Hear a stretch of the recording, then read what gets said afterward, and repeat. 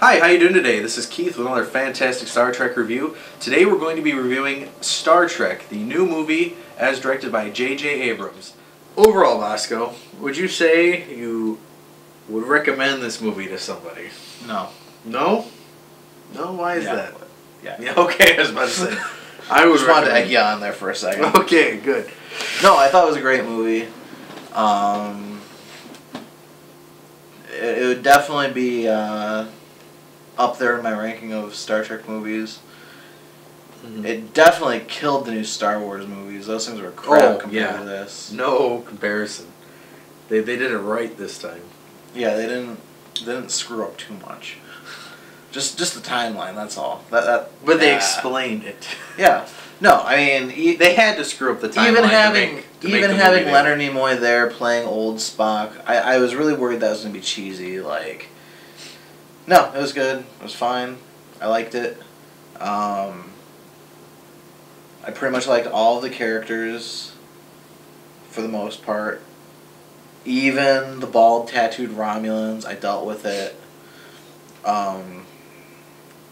Overall, if you I noticed this, if you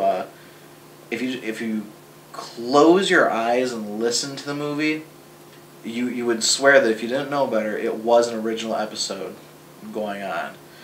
We were going over some of the clips before we started filming, and I wasn't paying attention to what he was doing. I thought he was just watching a regular episode. Like, they really did a point to emulate it as best they could without being cheesy, while bringing you all of the good stuff except for the pointy sideburns. Yes, there's not nearly enough pointy sideburns. And because if you ever notice in the original Star Trek, everybody has pointy sideburns. They go kind of forward. They're not like anyone wears them today. And that was one of the first things I looked at when when the movie comes on. Like, oh, who has pointy sideburns? I noticed that I know Spock has them in the previews. It was hit or miss. That was there were pointy sideburns. Yeah, some people had them. Just it wasn't everybody. In the original Star Trek, it was like mandatory. Everybody had not even them. just the original set, but like everybody. I think even Data had pointy sideburns, and he doesn't even have. Actually, yeah, he did. Yeah, everybody, like in all the Star Treks, they all had pointy sideburns. Anybody who had sideburns, they were pointed. They kind of did away with that a little bit, but I mean, they were still there. It's one of those things that once you notice it, you're like, okay.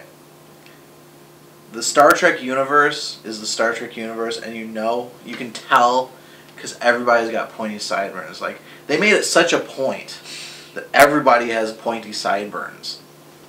Now, I guess the Romulans screwed that up.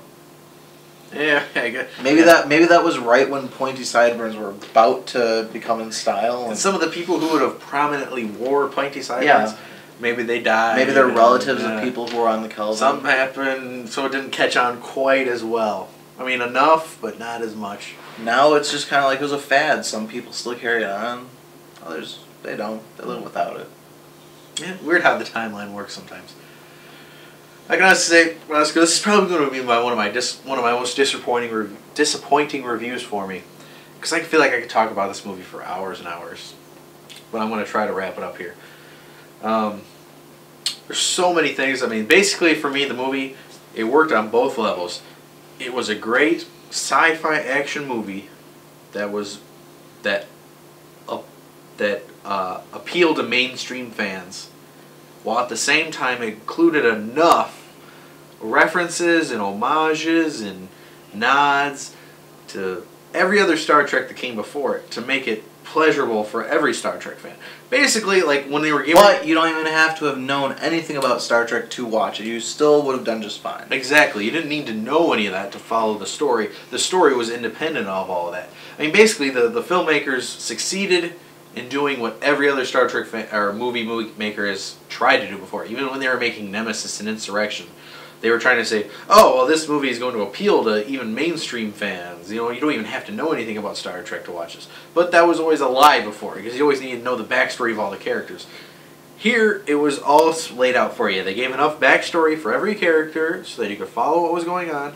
And then there was also references for the hardcores. I mean, they really It was perfect. I don't think they could have made a better Star Trek movie to be as successful as it needs to be. I think it's about time for me to give it a warp rating.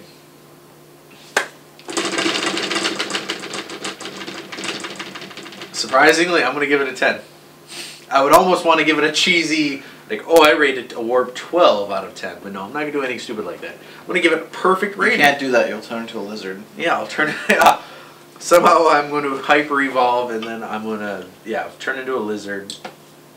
I'm not Tom Paris, so I'm not going to do that. Warp 10. Perfect movie in every way. I mean, do you concur? I concur. He concurs. Alright, so we'll wrap this up. Everybody, Star Trek, the new movie. Check it out. It's in theaters right now. You can see it in IMAX, see it in the regular theater. Director J.J. Abrams, Warp 10. Everybody check it out. Thank you.